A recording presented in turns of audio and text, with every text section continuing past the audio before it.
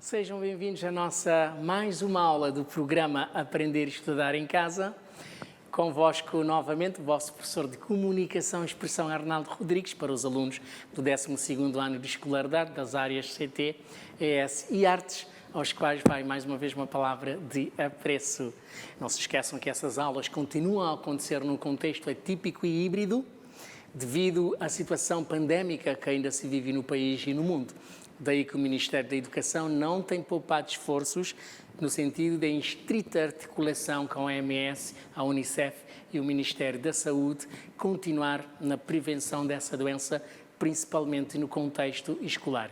E de si já sabe, tudo que se pode esperar é que você continue a lavar sempre as mãos, a utilizar corretamente a máscara e também evitar abraços, beijinhos, apertos de mãos, quanto mais não seja para se proteger a si e aos seus colegas.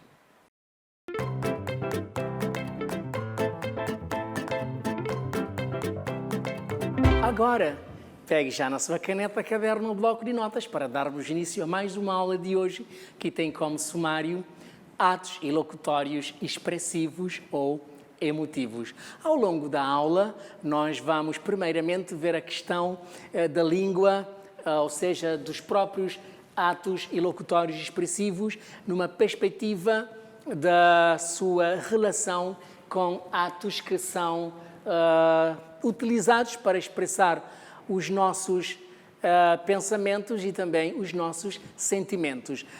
Já no segundo momento, nós vamos ver concretamente alguns estados psicológicos mais marcantes desses atos expressivos e fazer um levantamento das características desses atos, quanto mais não seja para ver o seu posicionamento na nossa comunicação do dia a dia. Durante isto, é claro que não podemos ficar alheios ao uso de sinais de pontuação e também das funções de linguagem. Já no terceiro momento, nós vamos fazer a leitura e interpretação de uma carta informal dentro desses atos emotivos ou expressivos, quanto mais não seja para ver o seu posicionamento e a forma como atua nessas circunstâncias e contextos. Finalmente, faremos a síntese da aula. Então, entrando concretamente no assunto de hoje, nós devemos aqui deixar um esclarecimento muito importante. Quando se trata de atos emotivos ou expressivos, você deve sempre pensar na primeira pessoa. Ele tem um foco essencialmente na primeira pessoa. É o eu lírico, também chamado de sujeito poético. Ele é uma entidade que é capaz de expressar os seus desejos, expressa os seus sentimentos ou emoções, expressa ainda os seus estados psicológicos, o seu estado de espírito em relação a tudo quanto ele diz. Por outro lado, nós também temos que levar em consideração a importância verbal no decurso desse procedimento. Por exemplo, verbos como agradecer, amar, congratular-se, repudiar, repreender, censurar, cumprimentar, elogiar, felicitar, etc. E ainda nós podemos falar em termos de atos, porque qualquer verbo que é praticado sempre desemboca uma ação por detrás. Então, em relação aos atos, nós podemos também falar ou ressaltar pedidos de desculpas, lamentações, dar os parabéns e também apresentar condolências, entre outras, para só referirmos, portanto, algumas situações. Em termos de características, um ato ilocutório expressivo, ou se quiser no plural, os atos ilocutórios expressivos são atos que trazem verbos com emprego frequentemente no modo indicativo.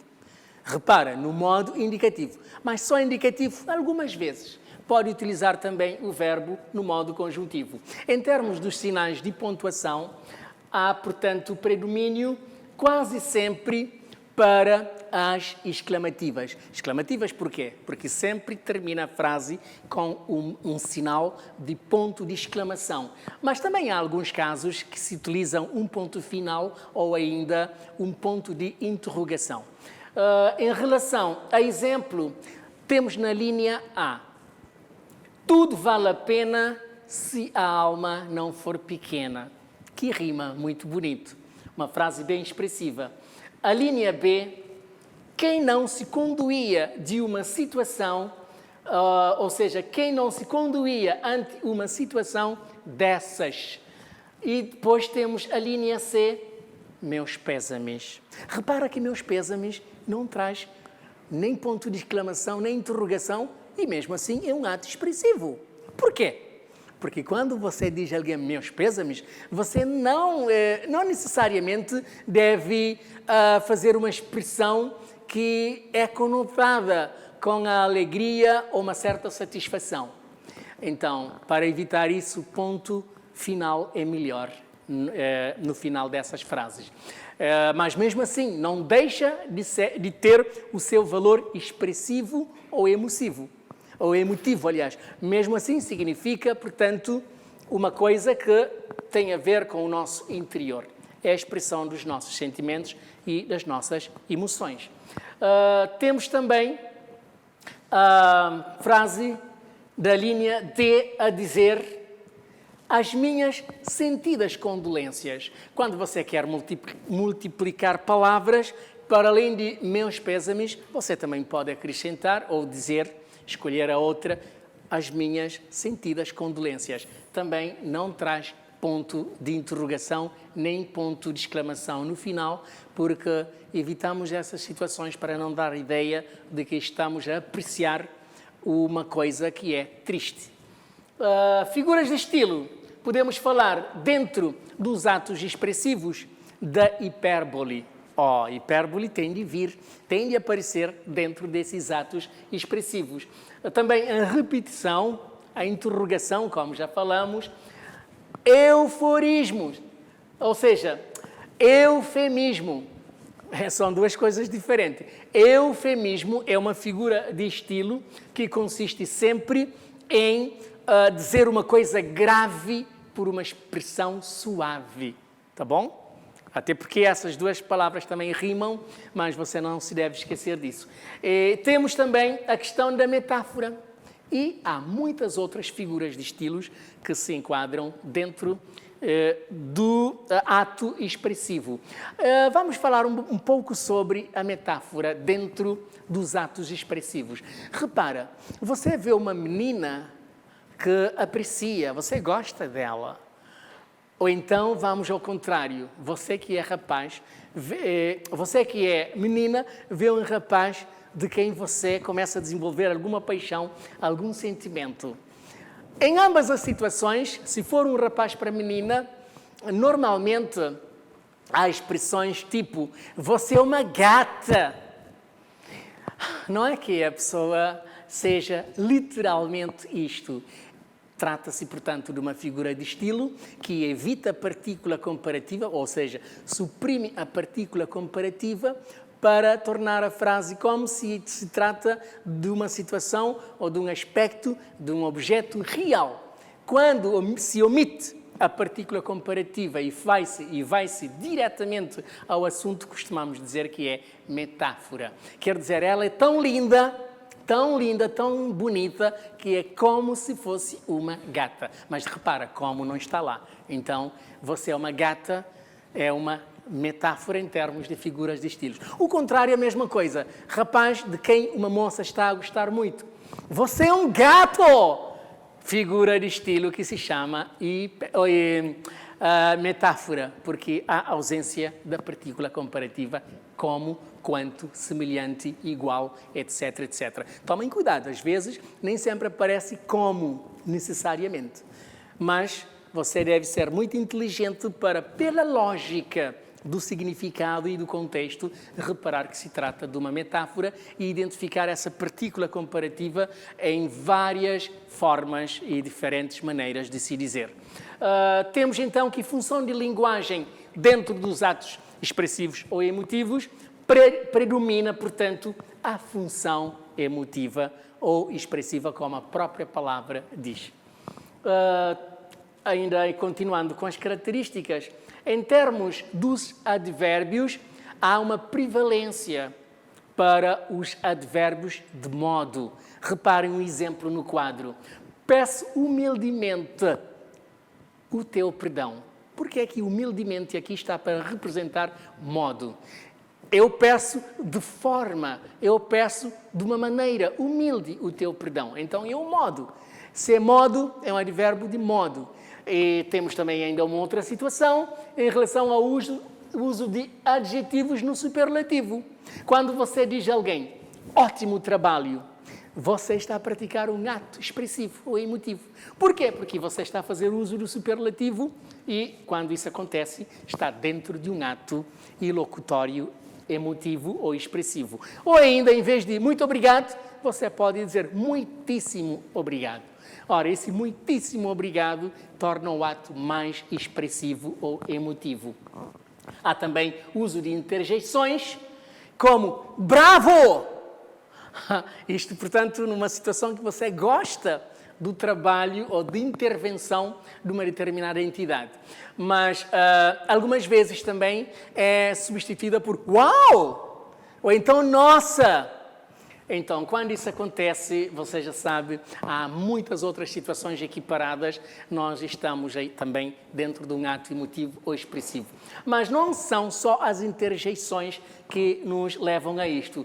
Também em relação a locuções interjectivas, portanto, estão dentro de interjeições, quando você diz credo em cruz, ou ainda Santo Deus, ou ainda Ave Maria, e algumas pessoas dizem Virgem Santíssima.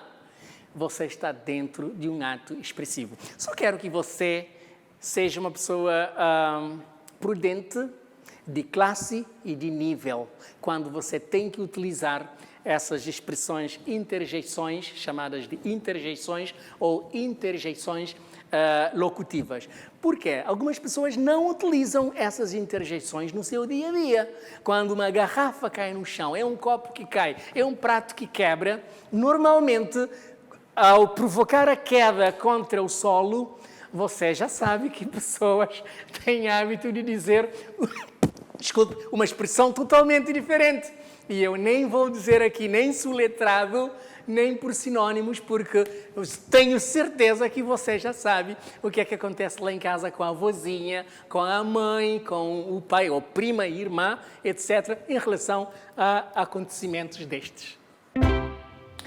Neste momento vamos apresentar alguns tipos ou géneros textuais onde aparecem mais a presença de atos expressivos ou emotivos. Nós temos, portanto, em relação ao lado esquerdo, cartas informais.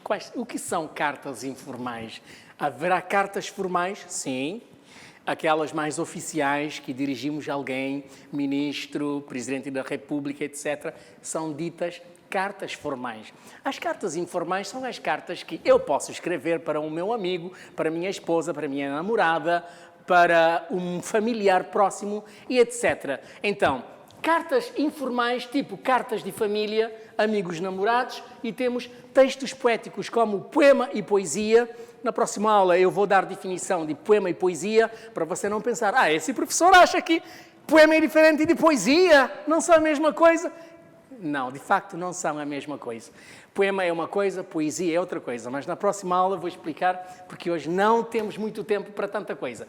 Textos narrativos são constituídos de romances, novelas, contos e etc. e etc.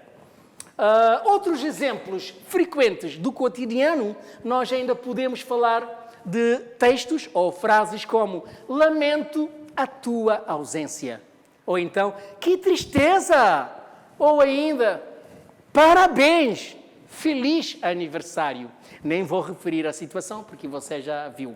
E depois, para quem perde um ente querido, meus pêsames. Ou então, como vimos anteriormente, minhas sentidas condolências. Bom dia, boa tarde, boa noite. neste caso, conforme for o caso. É também uma expressão emotiva, é expressiva. Você está a desejar a alguém bom dia, está a desejar a alguém que tenha uma boa tarde ou que tenha uma boa noite. É expressivo, é um desejo. Ou ainda, boa aula, bom estudo, bom aproveitamento e uma enumeração infindável de situações que são equivalentes.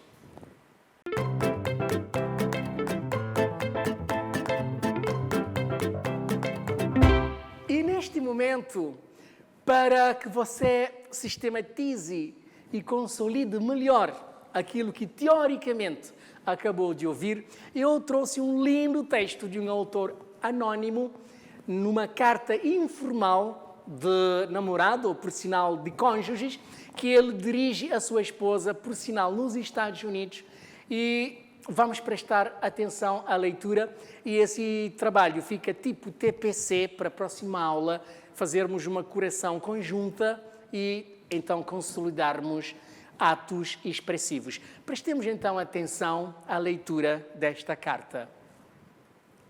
Minha doce e adorada Chuchu, espero que estejas gozando de uma ótima e perfeita saúde junto dos familiares, amigos e demais pessoas que te rodeiam, ali nas terras do tio Sam.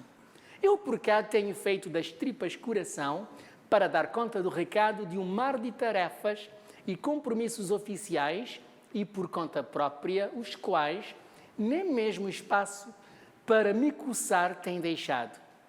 Nossa, isso ninguém aguenta! Destacar-se ou desgastar-se como a luz da vela e derreter-se de saudades como uma manteiga exposta aos implacáveis raios de um sol de rachar a lenha é uma coisa agradável, pelo amor de Deus. Neste momento, a noite já caiu em palmarejo, já acendi todas as luzes dos quartos, da cozinha e dos corredores, mas mesmo assim, paira dentro de mim uma densa escuridão que só a tua presença poderá dissipar.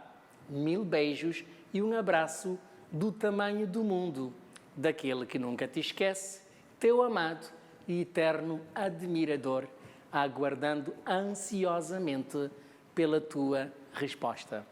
Esta carta deveria ter um autor real. É anónimo, paciência. Então, olha, você agora vai ver as perguntas e vai trabalhá-los em casa para a próxima aula. Não se esqueça disso. E as perguntas, número 1. Quem é o autor da carta que acabou de ler? 2. A quem se dirige? 3. Qual é a mensagem veiculada? 4. Com que intenção o faz? 5. Em que espaços geográficos se encontram o autor e a destinatária da mesma carta?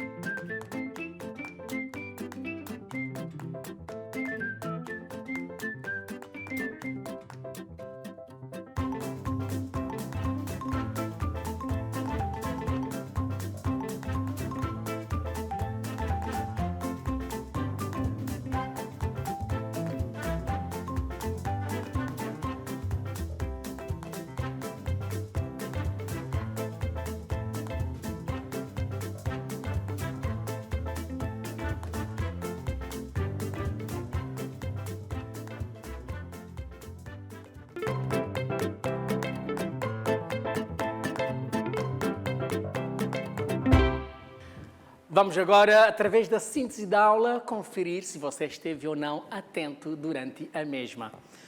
De que é que falamos hoje, então? Exatamente. Nós falamos dos atos expressivos e, no decurso da apresentação dos atos emotivos e expressivos, nós tentamos evidenciar a língua no aspecto relacionado com a forma de expressão do pensamento e dos sentimentos, e para isso nós vimos alguns verbos e atos relacionados, vimos figuras de linguagem, vimos interjeições e locuções interjectivas. Também nós analisamos alguns aspectos verbais para tentarmos colocar o enfoque naquilo que é pensado, naquilo que é sentido e naquilo que é expressado. E assim foi mais uma aula de comunicação e expressão, onde a sua atenção e participação fizeram destaque. Neste momento só nos resta despedir. Até a próxima aula. Até lá. Cuide-se.